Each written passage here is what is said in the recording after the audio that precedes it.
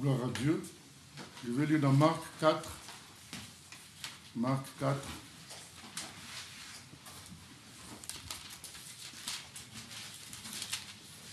Marc 4 à partir du verset 35.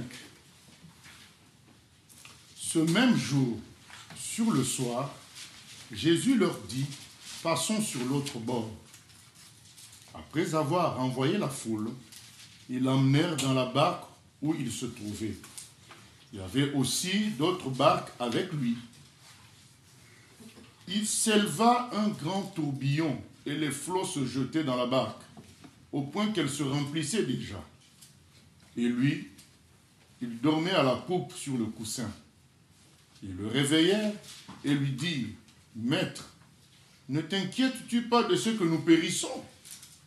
S'étant réveillé, il menaça le vent et dit à la mer, « Silence, tais-toi !» Et le vent cessa.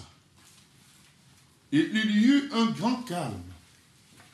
Puis il leur dit, « Pourquoi avez-vous si peur? Comment n'avez-vous point de foi ?» Ils furent saisis d'une grande frayeur, et ils se dirent les uns aux autres, « Quel est donc celui-ci à qui obéissent même le vent et la mer ?» Je voudrais parler de la paix, avancer dans la paix, construire dans la paix. Dieu nous veut dans la paix. Il veut qu'on soit dans la paix. Et lorsqu'on lit ce texte, on ressent une déception, une forme de déception chez le Seigneur, de voir que la tempête et le mouvement des eaux ont déstabilisé ses disciples. Nous, on dirait, mais c'est normal quand même, c'est la tempête, le mouvement des eaux. Mais le Seigneur, il sait qui il est lui-même. Il le sait. Et il pensait que ses disciples le savaient. Et il est comme déçu de voir le trouble gagner ses enfants, gagner ses disciples. Et il est comme déçu de voir le trouble nous gagner, nous. Quelqu'un va dire, mais on est des humains. Oui, mais on est des humains qui connaissons le Seigneur.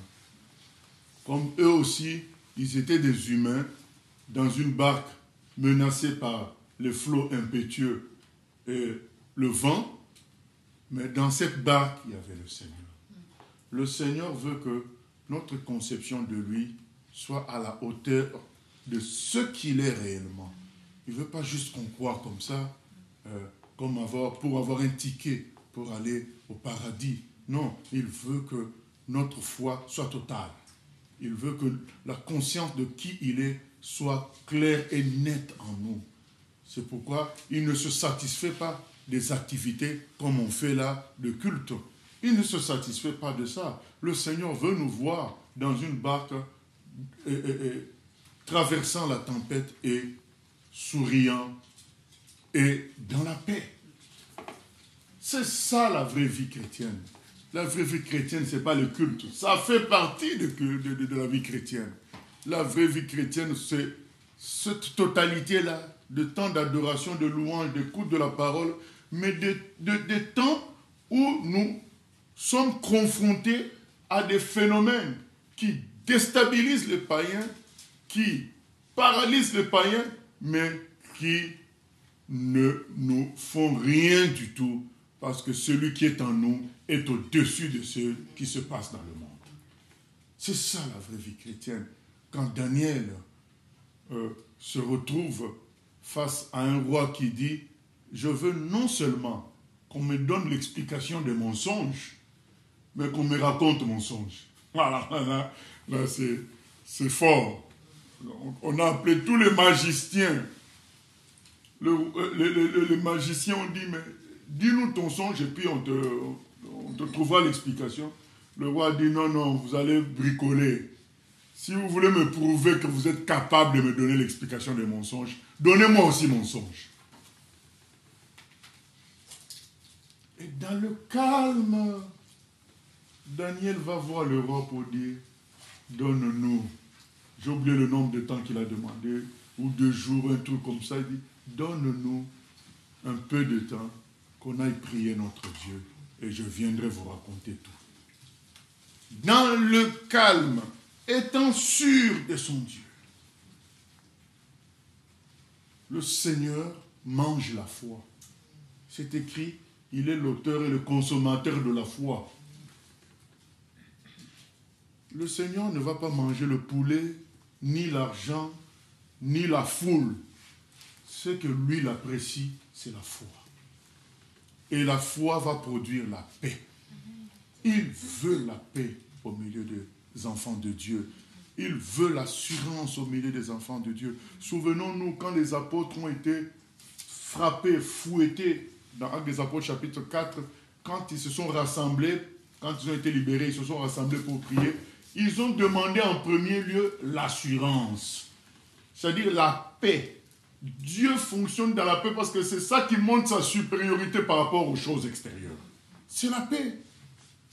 Il a dit, silence, tais-toi au vent. Et il nous a dit que le calme est revenu. Et c'est ce calme-là qu'il veut dans nos cœurs, ce calme-là qu'il veut au milieu de nous, et ce calme-là qu'il veut face aux païens. Mais à chaque fois, nous paniquons. En paniquant, on est déstabilisé, on n'écoute plus la voix du Seigneur et on se laisse entraîner par les impressions que l'ennemi nous impose. Et on fait de graves erreurs. Parce qu'on a été provoqué, au lieu de garder le calme, on veut régler les choses et on s'embarque dans des troubles. Le Seigneur nous appelle à garder le calme en lui. Écoutez par exemple dans l'évangile de Jean, qu'est-ce qu'il dit quand il apparaît aux apôtres? Je crois dans Jean chapitre 20, il est écrit au verset 26. Jean chapitre 20 au verset 26. 8 jours après, les disciples de Jésus étaient de nouveau dans la maison et Thomas se trouvait avec eux. Jésus vint, les portes étant fermées, se présenta au milieu d'eux et dit, la paix soit avec vous. Première chose que Jésus leur procure, la paix. Vous savez, ils étaient dans la panique. Jésus crucifié, certains l'ont vu, d'autres n'ont pas vu. Il y avait un trouble comme ça, et peut-être c'était des illusions. Les gens étaient déstabilisés. Même si certains l'avaient vu, mais bon, on n'était pas trop sûrs. Et peut-être que si on sortait de la chambre, on va nous arrêter, on va aussi nous crucifier. Il y a une sorte d'agitation dans le cœur et dans les conversations. Quand Jésus apparaît, il dit, calmez-vous, que la paix soit avec vous. Bien-aimés, si nous voulons plaire au Seigneur, nous devons rechercher la paix. Le Seigneur est glorifié quand nous sommes en paix. C'est la preuve que nous l'avons compris. C'est la preuve que nous l'avons saisi comme salut. La paix. Que la paix soit avec vous. Il dit à Thomas, pourquoi tu t'agites? Regarde mes mains. Touche, tu vas voir que c'est bien moi. Et il dit à Thomas par la suite, heureux ceux qui ont cru sans voir. Il y a des gens qui commencent à voir la paix que quand la solution commence à se présenter. Là, tu vois le sourire revient. Ah, vraiment, je crois. Hein? Mais oui, mais il y a 1 heure, tu étais en colère, tu attaquais le Seigneur. Dès que la situation commence à s'améliorer, la foi aussi monte en même temps. La paix, le Seigneur ne veut pas de ça. Le Seigneur veut la paix alors que tout ne va pas bien. Alors même que tout ne va pas bien, lui veut que tu manifestes la paix là. C'est là que tu dois vaincre ceux qui t'enlevaient la paix. En fait, tout ce qui nous enlève la paix, il faut qu'on comprenne, c'est des dominations, c'est des choses qui sont en concurrence avec Dieu. Dieu veut occuper tout l'espace de nos cœurs. Donc, dès qu'on n'a pas la paix, Ça veut dire qu'il y a autre chose qui occupe l'espace de notre cœur. Et ça met en colère Dieu. Donc ça veut dire qu'on a élevé la chose. Donc, vous savez pourquoi Jésus parle comme ça au vent? Parce que le vent a pris sa place dans le cœur des disciples en ce moment-là.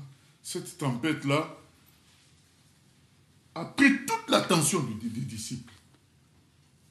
Donc, rivalité avec Dieu. C'est pourquoi Jésus lui parle comme s'il parlait à un chien. Il parle au vent. Silence, tais-toi.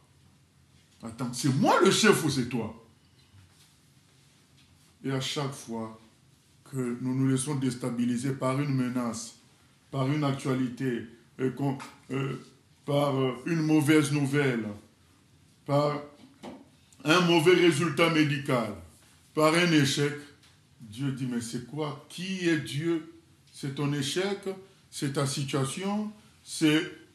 Parfois, il y a des humains qui nous déstabilisent aussi, qui nous font du mal. Mais est-ce que c'est cet humain-là qui est ton Dieu?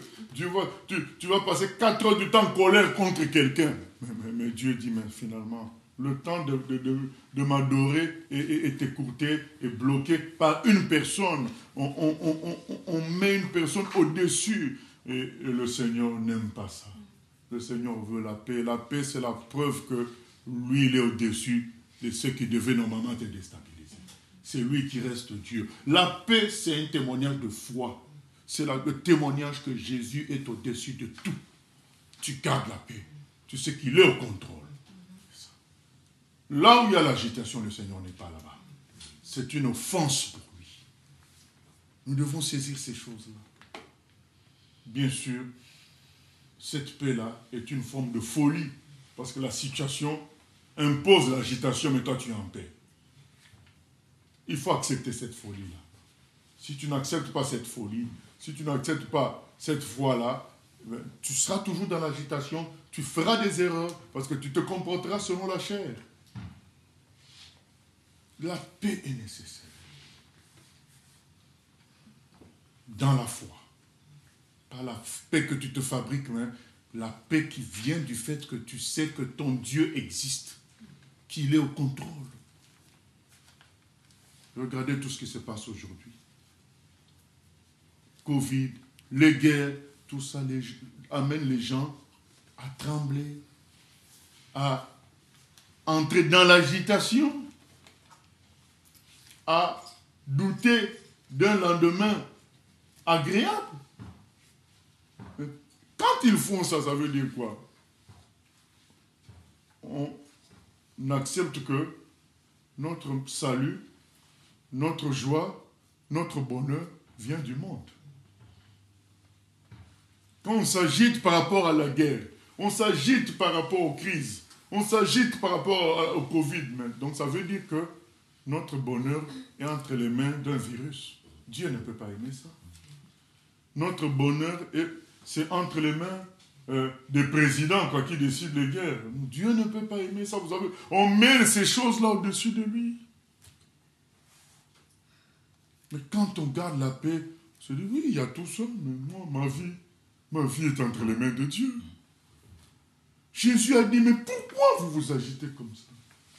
Vous n'avez donc pas de foi. Pourquoi le vent vous embête autant, alors que moi je suis avec vous? Vous m'avez mis en dessous. D'ailleurs, on voit que finalement, ils sont déstabilisés par cette puissance du Seigneur. Mais qui est cette personne qui arrive même à donner des ordres à la tempête? Eh bien, c'est le Seigneur des Seigneurs, le roi des rois, le créateur de l'univers. Lui-même, il est dans ta vie. Il est avec toi, alors pourquoi s'inquiéter de quoi que ce soit? Parle, expose ton problème tranquillement, bien-aimé. Lorsqu'on est troublé, on est des humains. C'est la prière comme recours. Philippiens 4, 6 à 7. Voilà. Je ne peux pas dire qu'on ne sera jamais privé de paix. Même quand on a la foi, quand les événements viennent, il y a une forme de sidération qui te saisit. Mais après, il faut se ressaisir dans la prière. C'est écrit dans Philippiens 4, 6 à 7. Ne vous inquiétez de rien, mais en toute chose, faites connaître vos besoins à Dieu par des prières et des supplications avec des actions de grâce. Ne vous inquiétez de rien, mais faites connaître, mais en toute chose, faites connaître vos besoins à Dieu par des prières et des supplications avec des actions de grâce. Quelle est la réponse de Dieu? Verset 7. Et la paix de Dieu, qui surpasse toute intelligence, gardera vos cœurs et vos pensées en Jésus-Christ.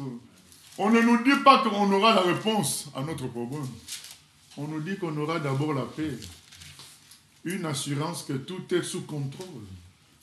Et il nous est dit que cette paix-là fera que nos pensées seront en Jésus. Ça veut dire que nos pensées en Jésus, ça sera pour nous, dans la paix, facile de comprendre que Jésus a tout payé à la croix. Ça sera pour nous facile, quand on est dans la paix, de saisir que Jésus est le Créateur.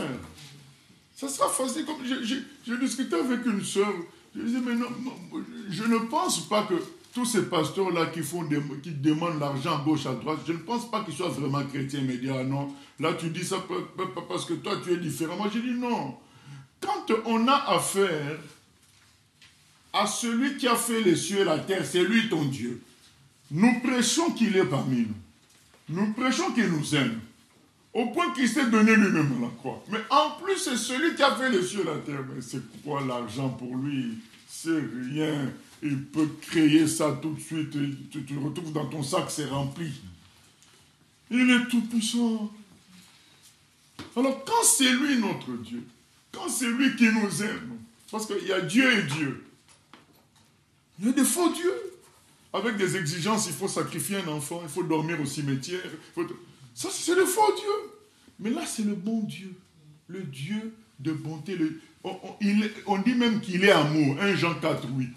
Celui qui n'a pas l'amour n'a pas connu Dieu, car Dieu est amour. Voilà. C'est ça qu'il est. Sa substance, c'est l'amour. Il est lumière. En plus, il est tout puissant. Et nous avons des preuves de ces réalisations dans la création. Comment hésiter que s'il veut nous enrichir, il ne va pas nous enrichir? Pourquoi aller faire le mendiant gauche à droite, mentir aux gens, manipuler les gens pour leur demander de l'argent, donner ceci, vous allez recevoir, faites... Non. Notre Dieu est suffisant. Quand on sait tout ça, on est dans la paix. On sait que mes lendemains sont assurés. Parce qu'il m'aime. Il est tout puissant. Les preuves de sa grandeur sont là devant moi. C'est ça, bien-aimé. Et là, la tempête les a fait trembler, comme aujourd'hui. La guerre, le Covid, les problèmes futurs, les bruits de guerre, les bruits de crise, ça fait trembler beaucoup de chrétiens. Ce n'est pas normal. Notre vie est entre les mains de Dieu. Notre avenir, c'est dans sa main. Acceptons et croyons que Dieu est au-dessus de tout ce qui est extérieur à nous. Les tempêtes, le problème de climat, le problème de crise économique, le problème de guerre, de pandémie, il est au-dessus de tout ça. Acceptons ça. Le peuple de Dieu, c'est maintenant qu'il doit montrer la différence au monde. Au fait, le monde attend des moments comme ça pour se convertir. Parce que le monde ne peut pas supporter des moments comme ça. Il est fragilisé. Les gens sont fragilisés. Ils tremblent. C'est à ce moment que nous, on entre en scène. C'est à ce moment-là que Daniel est entré en scène, parce que tous les magiciens ont échoué. C'est là que Daniel entre en scène. Pourtant, ils étaient déjà là depuis longtemps. Mais tant que le monde arrive à s'en sortir, ils ne vont pas nous laisser parler. Ils ne vont pas nous laisser dire quoi que ce soit. Mais c'est quand rien ne marche. C'est là que les enfants de Dieu maintenant entrent en scène et disent, ah, pas de problème. C'est là que nous, on va intervenir. Vous savez quand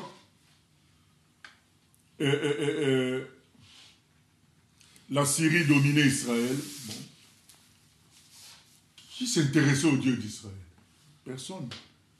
Mais quand le général Naaman a eu la lèpre, Mais c'est là qu'on lui dit, par la domestique, la bonne. Elle dit, mais le patron peut aller voir. Il y a un prophète en Israël.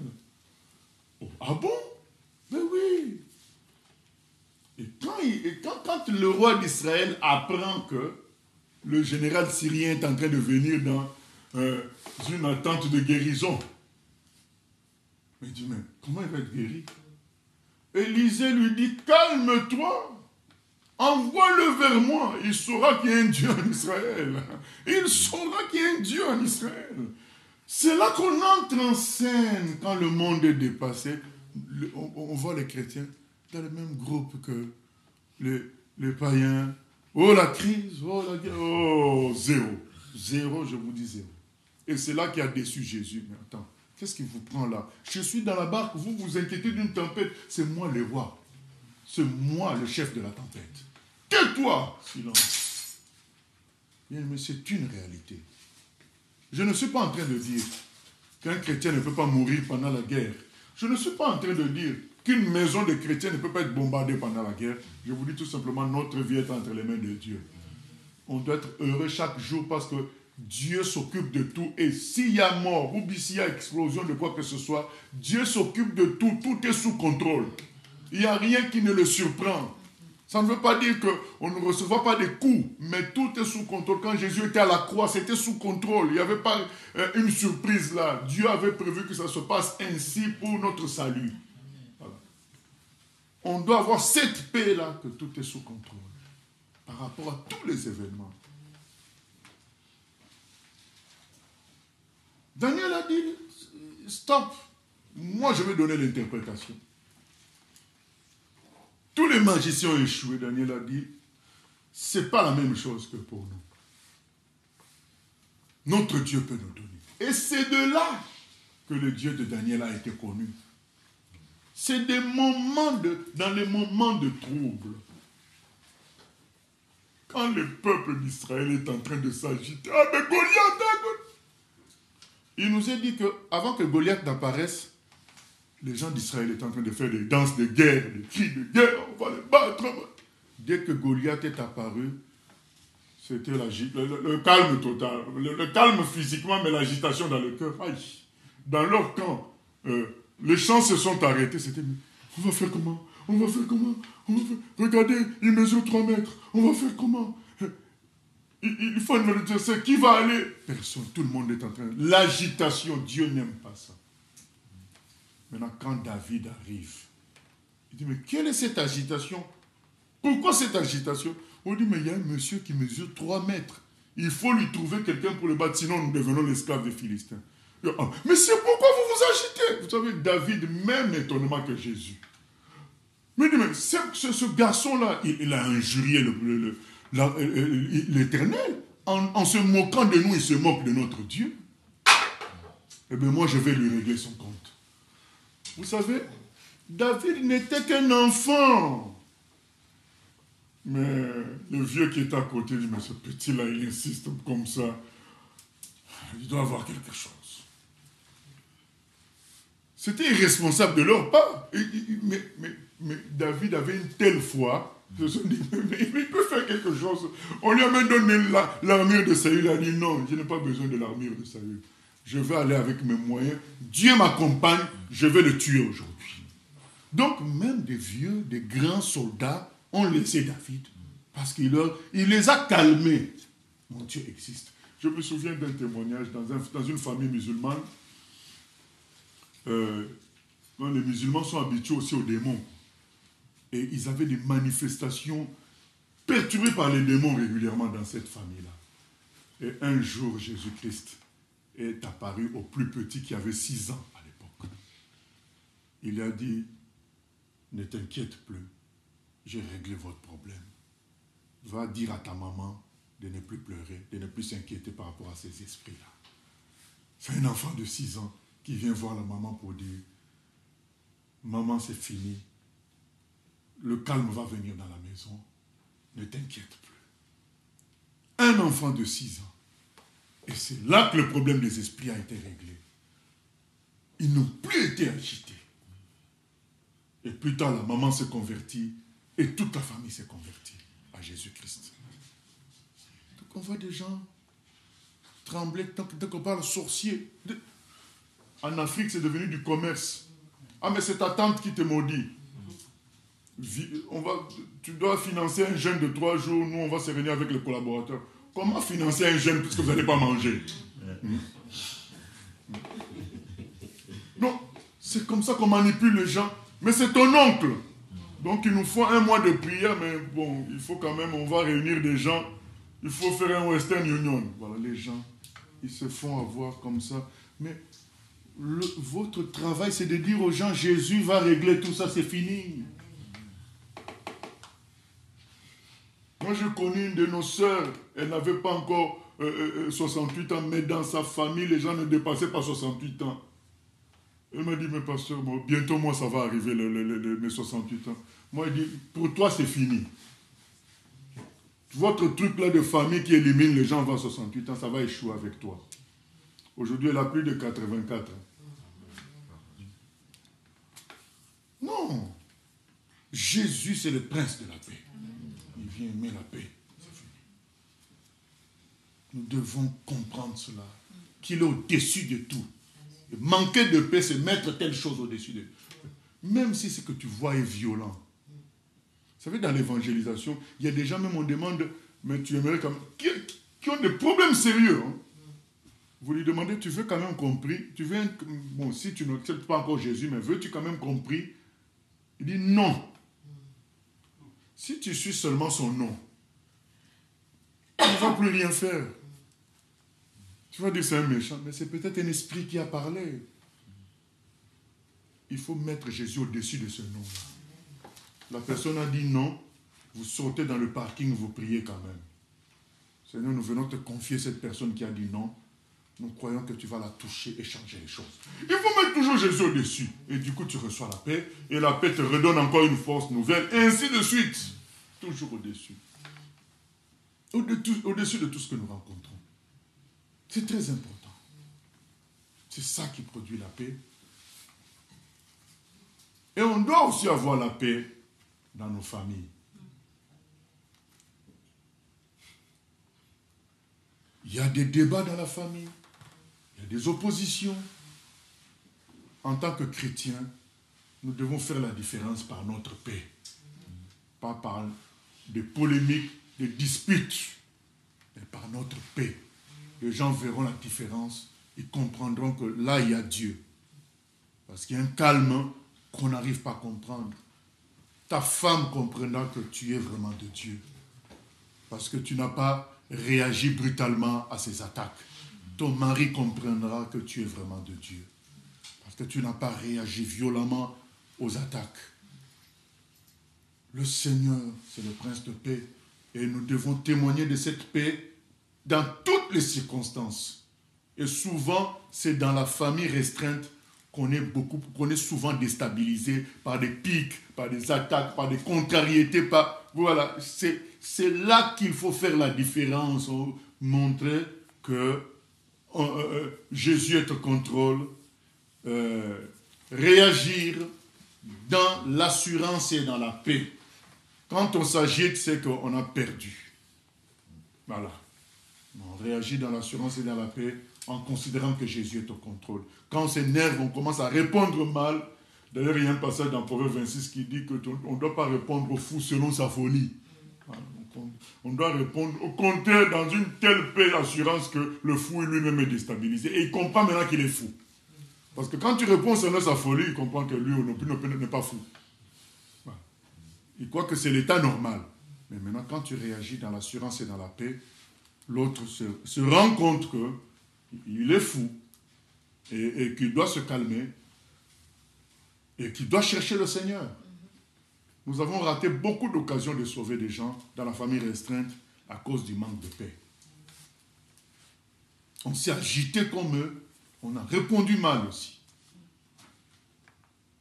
On ne doit pas penser que quelque chose nous dépasse. Ce n'est pas bon. C'est Jésus qui doit dépasser tout. Dans l'église, pareil, bien-aimés, Satan est fort à créer des agitations entre enfants de Dieu. nous devons garder la paix. Même si tu as appris qu'on t'a critiqué injustement, garde la paix. Le Seigneur lui-même sait nous défendre.